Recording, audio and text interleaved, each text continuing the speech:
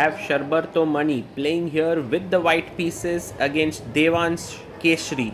Devansh is rated roughly around 1700, Sarbartho around 2300. So it's going to be a clash between two players with a difference of nearly 600 elo points. Sarbartho opens with knight f3. This is the 7th round of the national championships under 11 happening in Mangalore.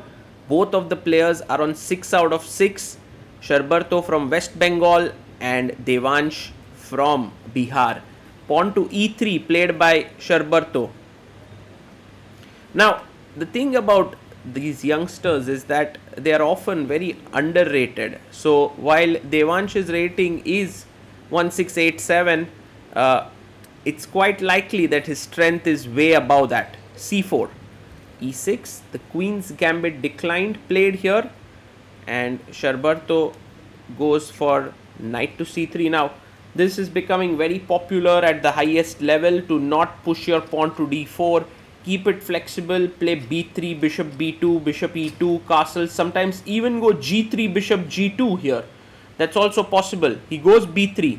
Well, Sarbartho knows his stuff, and he definitely, being one of the most talented youngsters out there, would be following top level games. This is very much favored by Vincent Keimer, who plays it often. Bishop b2. Now I think a natural move is pawn to c5. He goes b6, which is also a very respected line, to go bishop b7, maybe knight d7, maybe c5, knight c6. We'll see. Sarbartho now takes on d5. The timing is interesting because he saw that the bishop could come here on b7 and he took it. E takes, and now bishop e2 seems like he goes pawn to d4. And now black continues normal development with bishop b7. One thing that black has here is the nice e4 square where the knight can jump. Such structures are very difficult to play for both sides. Like, this bishop is blocked by its own pawn, this bishop is blocked by its own pawn, but the knight can jump to e4, the knight can jump to e5. So many interesting possibilities. Knight to d7 played here by black, controlling the e5 square and getting ready to play pawn to c5. Sarbartho quickly castles, and maybe his plan is to play queen e2, rook to c1, and maybe put the other rook to d1. Knight e4. Devansh plays this, a nice move by him, putting the knight into the center of the board, and Sarbartho goes rook c1. This opening phase is very instructive as both players try to improve their positions. a6 played, which is a natural move because you prevent any piece from jumping to b5. Queen c2 played by Sarbartho, and now the question is, do you want to go f5? f5 is a bit risky, I must say, and he's going for it because the other idea was to put your knight on f6, but f5 does weaken the e5 square, and Sarbartho jumps in. Knight e5. Excellent chess. If you take here de, that also opens up my bishop slightly, and so Devansh now goes bishop d6. A nice move, putting pressure here. I think the best move for white is to play f3. Just kick the knight away, takes, and white is better there. But Sarbartho goes knight e2, and he improves the protection of the knight on e5, and now trying to jump to f4 with the knight. And Devansh goes g6, just solidifying the structure and saying to Sarbartho that even if you play f3, I'm ready to go back, my f5 pawn won't be hanging. f3 is played anyway, and you have to go back now. Knight ef6. So, next plan, what should it be for white? The rook comes to e1, protecting the e3 pawn. And knight f4 next. Rook e8 played. And maybe Sarbartho has to go f4 here. But instead he goes knight g3, and that allows black to take, but then there is queen takes c7. So in fact here you can take with the rook, which is very interesting exchange sacrifice, and here black is actually doing quite well with this exchange sac, but a tough one to find. And Devansh maybe thinks that this pawn, giving up this pawn is not a good idea, and plays rook c8. But look at Sarbartho. He is very excited. He's going towards the a6 pawn, and he's seen a tactic.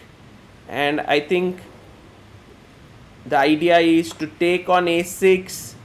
Bishop takes a6, and now the bishop is hanging. But the most important trick is that if bishop a6, knight c6 traps the queen. So quick to notice this. Rook b8 played, and now bishop to b5, just bringing the bishop back and putting pressure on this diagonal. Pawn to c5, and winning that extra pawn means a lot here. Already Devansh in big trouble. In fact, a sacrifice on f5 could be very dangerous with the queen entering in.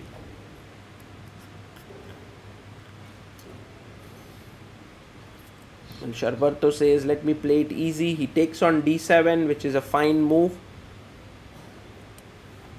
Knight takes d7. And now knight takes f5 still could be possible, but better now to take on c5, opening up this beautiful diagonal of the bishop.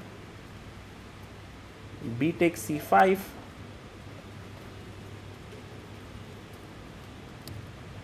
And one way to now play is to open up the position completely with pawn to e4. But rook c d1 played, eyeing the d5 pawn. And the queen goes to c7. So Devansh attacks the pawn, knight. Knight comes back to f1, a little bit passive, I must say. And black seems to, because here, I mean, e4 or something of that sort would have been more in the spirit of the position. With knight f1, you're already giving black some chances to reorganize. He goes bishop c6.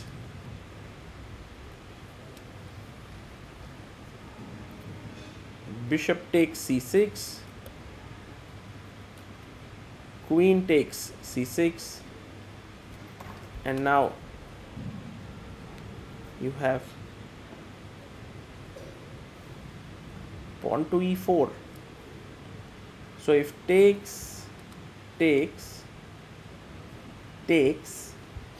there's already a check, which is very dangerous, and knight jumps to e3.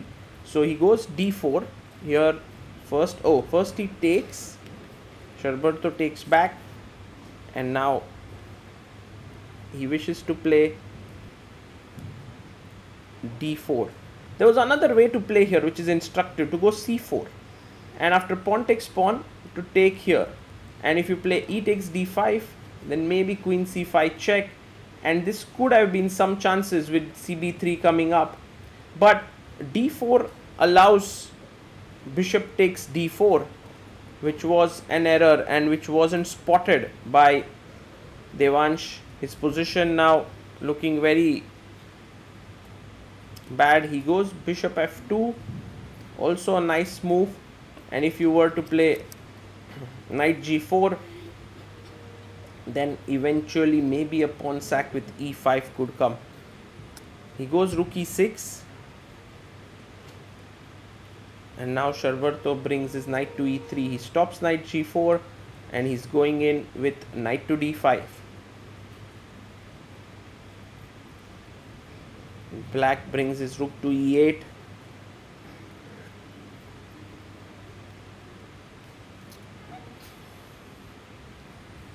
And knight c4. Trading pieces when ahead in material is a very good idea.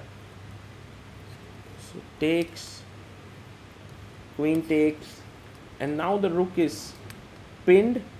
So you want to maybe move the king away. King g7, and Sarbartho goes rook d5. He improves his position. Devansh plays queen to c7, attacking the pawn on h2. And very simple and strong chess, h3. And then slowly get rook d1. So check.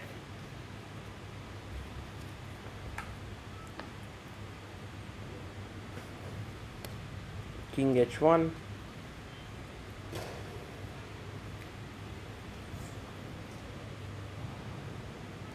And queen to f4, trying to get in here, but isn't that dropping the pawn on c5? Maybe it is. He goes first for a check. If king h6, bishop e3 would lose the queen, so king h8.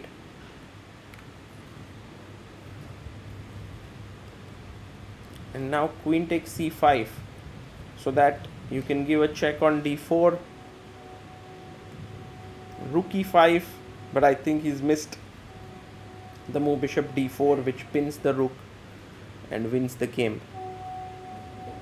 And black would have loved to change the position of the bishop and the queen. This way it's not in the right order. Bishop d4, queen g5,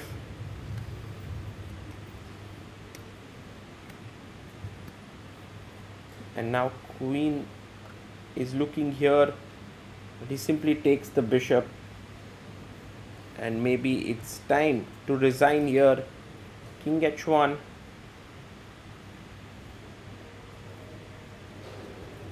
Sarbartho brings his king to g1, and Devansh resigns. He's down a piece and many pawns, and this was a very cool game by both these youngsters. And I think the critical moment of this game, this excellent exchange sacrifice where Sarbartho went for the move knight to g3 in this position, is something worth looking. Otherwise, Sarbartho played a flawless game, but knight e5, de, rook e5 is a beautiful, beautiful positional decision, and maybe something worth looking in deeply. Because once you played the move rook c8, well, you could see Sarbartho there. He had already seen the tactic bishop takes a6. One more reason, and there you see rook c8. He's saying that that